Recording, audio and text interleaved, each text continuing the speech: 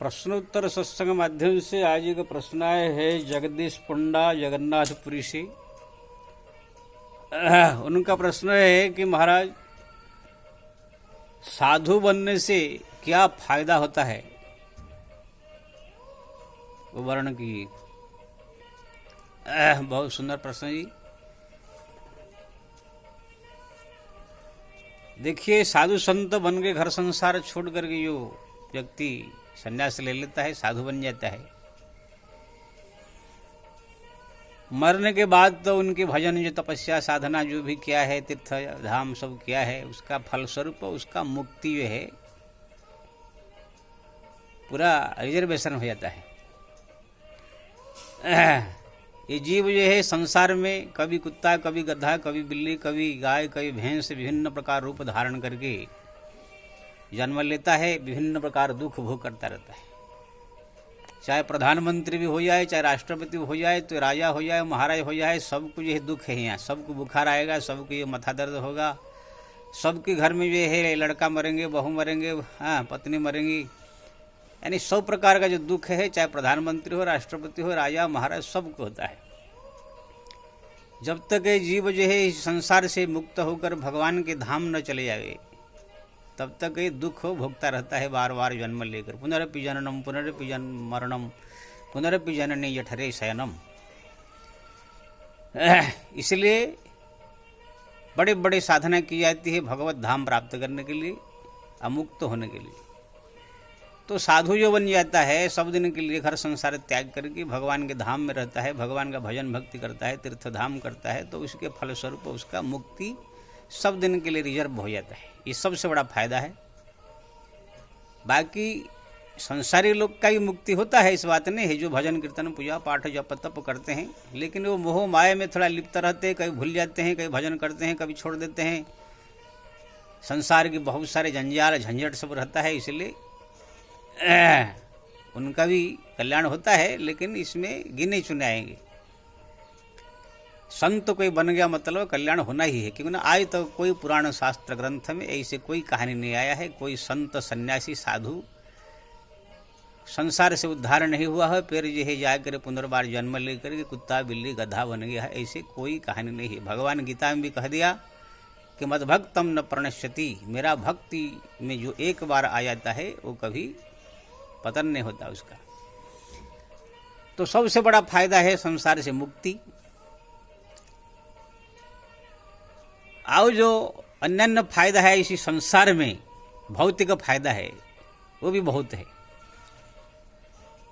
देखो भाई, ये संसारिक लोग जो है गृहस्थ संसार में जो आप सब है, आप लोग के लिए रोटी कपड़ा मकान, रहने के लिए घर, खाने के लिए भोजन, पहनने के लिए कपड़ा, ये तीन चीज की परम आवश्यकता है। और ये तीन चीज को पूरा करने के लिए जो है दिन रात मेहनत करना पड़ता है। नौकरी चाकरी, तरह तरह की सब उद्योग वाणिज्य व्यवसाय सब करना पड़ता है। इसके अलावा और बहुत समस्या है, लड़का का शादी, लड़की की शादी, बीमारी, ये सब बहुत है, लेकिन रोटी कपड़ा मकान ये तीन है, मेन है। लेकिन जब साधु कोई व्यक्ति बन जाता है, घर संसार त्याग करके जब साधु बन जाता है, तब वो खाने के लिए जो उसका भोजन रोटी सब दिन के लिए उसको फ्री हो जाता है। आप बोलेंगे कैसे? ना हमारे जो है देश में इतने बड़े बड़े आश्रम है, इतने बड़े बड़े जो है साधु संत का संस्थाएं हैं, आप लोग को ये मालूम नहीं है, संसार में रहते हैं, हम सब तो घूम के देखे हैं। ऐसे ऐसे बड़े बड़े आश्रम है, हजार हजार साधु वहाँ निवास करते हैं, प्रतिदिन हजार हजार लोग का भोजन बनता है। कहाँ पर 5 आदमी, कहाँ पर 100 आदमी, बड़े बड़े आश्रम साधु संत का, वहाँ पर सब रहने का, खाने का, पीने का सब प्रकार सुविधा व्यवस्था है। मैं भी पहले जब साधु बना सोचा कि कहाँ खाऊंगा, कहाँ पीऊँगा, कहाँ रहूँगा, लेकिन जैसे वृंदावन, अयोध्या, हरिद्वार सब घुमा, देखा गया अरे ये यहाँ पर तो राजभोग मिल रहा है, अब कोई कमी नहीं है। लोगों की जानकारी नहीं है, इसीलिए सोचते हैं कि बाबा जी लोग सब भीख मांगे होते हैं। गाँवड़ा में जो सब भीख मांगने के लिए जो साधु संत आते हैं, वो कोई साधु संत नहीं है, वो अगल बगल गाँव के सब जो भिखारी होते हैं या गरीब होते हैं, वो सब जो है बेस बना करके भीख मांगते हैं। साधु कभी भीख नहीं मांगता है। जो हमारे अयोध्या वृंदावन में रहने वाले, हरिद्वार में रहने वाले तपस्वी साधु सन्यासी, वो लोग जो है आवरी दान करते हैं, आवरी दूसरे को खिलाते हैं, भोजन कराते हैं, अन्न क्षेत्र चलाते हैं।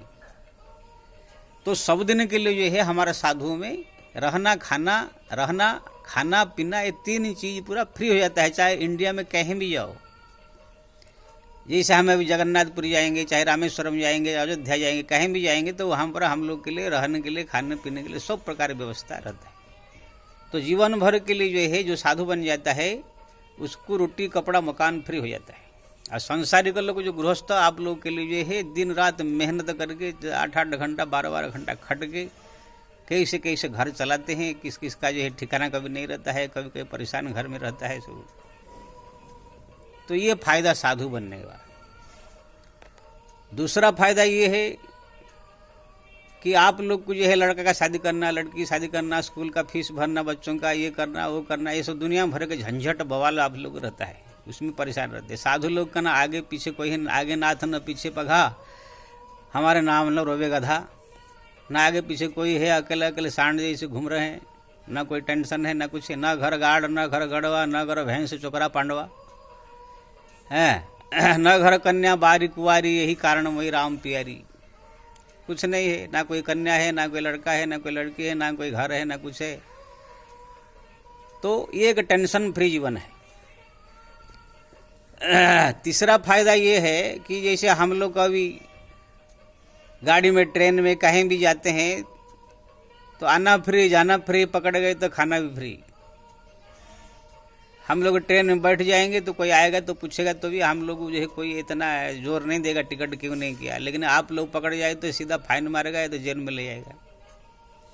अभी तो हम लोग जहाँ जाते हैं सारा टिकट फिकट करके जाते हैं। पहले जो 4-5 साल हम सब घूमे हैं साधु बन के, फ्री में ही पूरा ऑल इंडिया घूमते थे, आना जाना सब फ्री। अगर पकड़ के ले गया कोई TCI से तो वहाँ स्टेशन मास्टर जो है वहाँ पर 10 बार सुना था TC को, और हम लोग को नाश्ता पानी करके और भेजता था। तो ये एक फायदा है। आप लोग मान लीजिए दिल्ली घूमने गए, चाहे कलकत्ता घूमने गए, चाहे कहीं भी घूमने गए, हरिद्वार, तो आपका पैसा जब तक पॉकेट में है तब तक आपका वहाँ पर रहेंगे, खत्म हो गया था वो वापिस आ जाएगा। हम लोग वहाँ चाहे तो जीवन भर रह सकते हैं, तो साल 2 साल भी रह सकते हैं। चौथा फायदा ये हम लोग को है,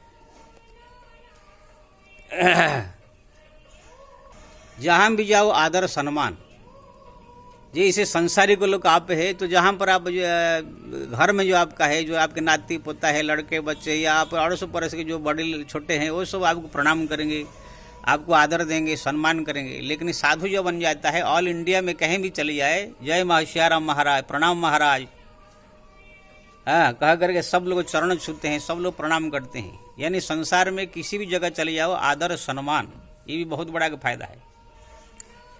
हम सब जो गांव में थे, हम लोग का कौन गोड़ छूता था? कोई नहीं। लेकिन साधु बन जाने के बाद करोड़ों आदमी कम से कम हमारा आज तक जो है जितने जब साधु बनाओ गोड़ छू चुके होंगे, और लाखों आदमी तो चरण धो धो के पिए होंगे। अब इसमें बड़े बड़े नेता, MLA MP से लेकर के बड़े बड़े सेठ साहूकार करोड़पति अरबपति चरण धो करके पीते हैं, आरती उतारते हैं, माला पहनाते हैं। ये सब सम्मान आदर जो है संसार में प्रधानमंत्री को भी नहीं मिलेगा। कोई अगर प्रधानमंत्री है, राष्ट्रपति है, तो कोई उसको जाकर माला चढ़ा करके आरती नहीं उतारेगा कि उनका चरण धो के नहीं पिएगा। लेकिन साधु संत बन जाने के बाद जहाँ भी चले जाओ, चाहे स्त्री हो, चाहे पुरुष हो, चाहे संसार का कोई भी अगर भक्ति स्वभाव के जो होते हैं, हर एक जगह उनको जो है सम्मान करते हैं, चरण धोते हैं, चरणामृत लेते हैं, माला पहनाते हैं, आरती उतारते हैं, भगवान की तरह उनकी पूजा होती है। कि ना हमारे शास्त्र में गुरु ब्रह्मा, गुरु विष्णु, गुरुदेव महेश्वर कह करके उनको सम्मान दिया गया है। तो ये एक है, बड़े बड़े प्रधानमंत्री, राष्ट्रपति को भी जो सम्मान नहीं मिलता है वो साधु संत को सम्मान मिल जाता है। तो इसी प्रकार से संसार में रहने के लिए रोटी कपड़ा मकान खाना पीना फ्री, सब जगह जहाँ भी जाओ सम्मान आदर, आना जाना फ्री, सब प्रकार की जो है सुख सुविधा प्राप्त होता है। और हर एक जगह दक्षिणा, जहाँ भी जाओ दक्षिणा की प्राप्त होती है। हमारा साधु संत के पास आप इसको भी देखिए, अगर कोई साधु अगर असली से तो उसके पास 5 लाख 10 लाख है, इसे रहता ही कि ना जहाँ भी जाते हैं वो लोग को दक्षिणा पानी सो भी मिलता रहता है। कोई भक्त जब चला शिष्य वर्ग होते हैं, वो जब गुरु पधारते हैं, संत पधारते हैं, तो उनकी स्वागत भी करते हैं, उनको दक्षिणा भी चढ़ाते हैं। और कहीं कथा प्रवचन थोड़ा रामायण भागवत की अगर ज्ञान हो तो आप देखेंगे लाख लाख रुपया आपको जो है दक्षिणा चढ़ेगा, आप जो है सब प्रकार से संपन्न हो जाएंगे। जैसे हम लोग को घर में थे तो क्या साधारण थे, लेकिन आज साधु बन करके कथा प्रवचन कर रहे हैं, घूम रहे टहल रहे हैं, सब प्रकार की संपन्न सुविधा, लाखों रुपया पास में है, कोई परेशानी टेंशन है नहीं। ये सब संसारिक लोग के पास ऐसा नहीं होगा। और अगर और ऊपर देखा जाए तो हमारे संत लोग इतने बड़े बड़े मठाधीश है, जब घर से आए थे तो फटीचर बन गए, लेकिन बड़े बड़े आश्रम का जो है मठाधीश हो गए हैं, मालिक हो गए हैं, करोड़ों करोड़ों अरब अरब संपत्ति मालिक। हमारे जो हरिद्वार ऋषिकेश में ऐसे ही संत है जो कि 100 करोड़ 500 करोड़ 600 करोड़ 1000 करोड़ के जो बड़े बड़े आश्रम है। हमारा एक परिचित एक संत जो है, जो मैं पहले साधु बन के आया था, तो हम सब के साथ साथ में ऐसे ही घूमते थे केदारनाथ में। वो छोटा सा झोपड़ी में गुफा में रहते थे, लेकिन वो महाराज आज ये है कम से कम 100 करोड़ का मालिक है, 12 आश्रम है सारा भारतवर्ष में।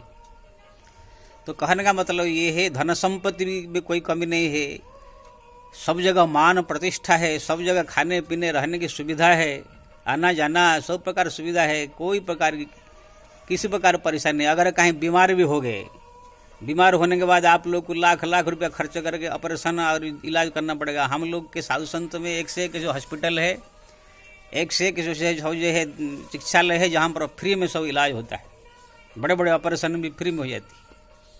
तो कहने का मतलब ऐसे अनेक फायदा है, इसका अगर गिनती करें तो बहुत समय लगेगा। जितना आपने सुन लिया ये सब जो है साधु बनने का फायदा।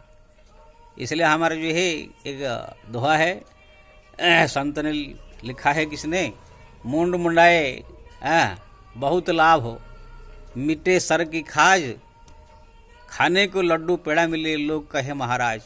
सर मुंडा के जो बाबा जी बन जाता है, सब लोग को महाराज महाराज प्रणाम भी करते हैं, लड्डू पेड़ा खाने को मिलता है, सब प्रकार सम्मान आदर मिलता है। तो इसी प्रकार से बहुत फायदा है।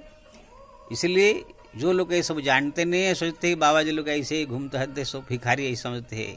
ये जो घूमने टहलने वाले गांव गांव घूम के भीख मांगने वाले वो साधु संत नहीं है, सब वेश बनाए करके सब भीख मांगते हैं। लेकिन हमारा जो बड़े बड़े संत साधु संत महात्मा सब जो अपना आश्रम में रहते हैं, वो सब बहुत समृद्धिशाली, सब प्रकार से संपन्न से परिपूर्ण होते हैं। इसलिए संत बनना बहुत फायदा है। मरने के बाद गति मुक्ति, यहाँ पर भी सब प्रकार की सुख सुविधा से संपन्नता जो है रहती है। जय श्री राम।